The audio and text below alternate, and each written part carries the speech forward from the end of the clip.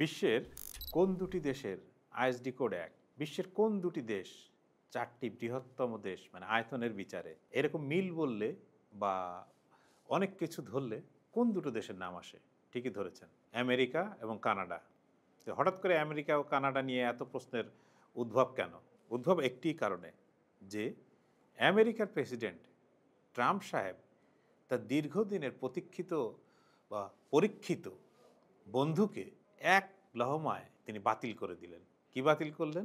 যে কানাডার সঙ্গে যে বাণিজ্য চুক্তি চলছিল আমেরিকার, সেই চুক্তি তিনি এক আদেশে বন্ধ করে দিলেন। এবং সেই আদেশও তিনি কোনো প্রশাসনিক আদেশ না, সেইটা যে ট্রাম্পের নিজস্ব সোশ্যাল মিডিয়া আছে ট্রুথ হ্যান্ডেল, সেই ট্রুথেই তিনি লিখলেন যে কানাডার সঙ্গে সব আলোচনা বন্ধ।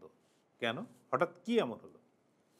দেখুন, প্রথম আগে দেখা দরকার যে কানাডা এবং আমেরিকার মধ্যে সম্পর্ক কিন্তু খুবই গভীর, এবং এটা একদিনের সম্পর্ক না, দীর্ঘদিনের সম্পর্ক। বিশেষ করে দ্বিতীয় বিশ্বযুদ্ধের পরে যে নতুন বিশ্ব ব্যবস্থা চালু হয়েছিল, সেই বিশ্ব ব্যবস্থায় কিন্তু কানাডা এবং আমেরিকা পরস্পরের সহযোগী হিসেবে সবসময় কাজ করে এসেছে। দুই দেশের মধ্যে যাতায়াত অবারিত। কেউ দুই দেশের পরিচয়পত্র দেখলে এক দেশ থেকে অন্য দেশে যাওয়া যায়, এর জন্য কোনো ধরনের ভিসা বা অন্য কিছুর প্রয়োজন হয় না। আবার এক দেশে চাকরি করে আরেক দেশে গিয়ে থাকছেন এমন বহু লোক আছেন। দুই দেশের মধ্যে বাণিজ্যের পরিমাণও ছিল বিপুল। এটা কানাডার পক্ষেই ছিল। এইরকম একটা বন্ধু, যারা শুধু এই ধরনের মানুষে মানুষের যোগাযোগ নয়, প্রতিরক্ষা, যেটা নিয়ে আমেরিকা সবচেয়ে বেশি চিন্তিত, সেই উত্তর আমেরিকা প্রতিরক্ষা ব্যবস্থা নিয়ে কিন্তু আমেরিকা এবং কানাডা দুই পক্ষই একটা চুক্তিতে আবদ্ধ। এবং শুধু রাশিয়া বা পূর্বতন সোভিয়েত ইউনিয়ন তাদেরকে মোকাবেলা করার জন্যই ছিল এই চুক্তি। কিন্তু এখন হঠাৎ কি হলো যে ট্রাম্প সাহেব আসার পরে কানাডার সঙ্গে প্রতিদিনই তাদের সম্পর্কের একটা খারাপ দিকে মোড় নিতে দেখা যাচ্ছে। সম্পর্কের একটা চূড়ান্ত রকমের খারাপ, যে এই খারাপ পরিস্থিতি কিন্তু কানাডার পক্ষ থেকে তৈরি করা হয়নি, তৈরি করা হয়েছে ট্রাম্পের পক্ষ থেকে, আমেরিকার পক্ষ থেকে। আপনার যদি আমরা বাণিজ্যের বিষয়টাই ধরি, গোলমাল তো বাণিজ্য নিয়ে, বাণিজ্যের বিষয়টাই ধরি, তাহলে আমেরিকা দুই প্রতিবেশী দেশ, একদিকে মেক্সিকো, একদিকে কানাডা, তারা কিন্তু একটা ফ্রি ট্রেড এগ্রিমেন্ট বা মুক্ত বাণিজ্য চুক্তি নিয়ে যুক্ত ছিল, যেটা নাফটা নামে পরিচিত, যে north Atlantic free trade agreement. এই চুক্তির আওতায় শুল্কমুক্ত বাণিজ্য করার অধিকার পেত তিন দেশই পরস্পরের সঙ্গে। কিন্তু ট্রাম্পের সে জিনিস সহ্য হয়নি।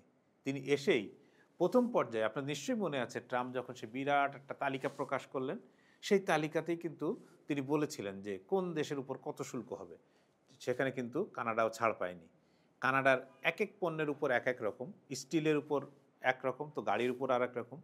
কানাডা এতে প্রচণ্ড রকম ক্ষুব্ধ ছিল। শুধু কানাডার এই ক্ষেত্রে এটা বলেই তিনি একেবারে থেমে থাকেননি। তিনি কানাডাকে আমেরিকার 51তম প্রদেশ বা অঙ্গরাজ্য করতে চেয়েছিলেন। ভাবুন একবার, যে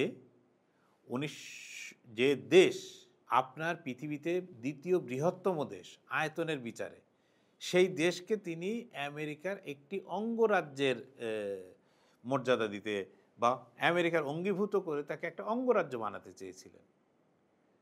এই অপমান কিন্তু কানাডা ভালোভাবে নেয়নি।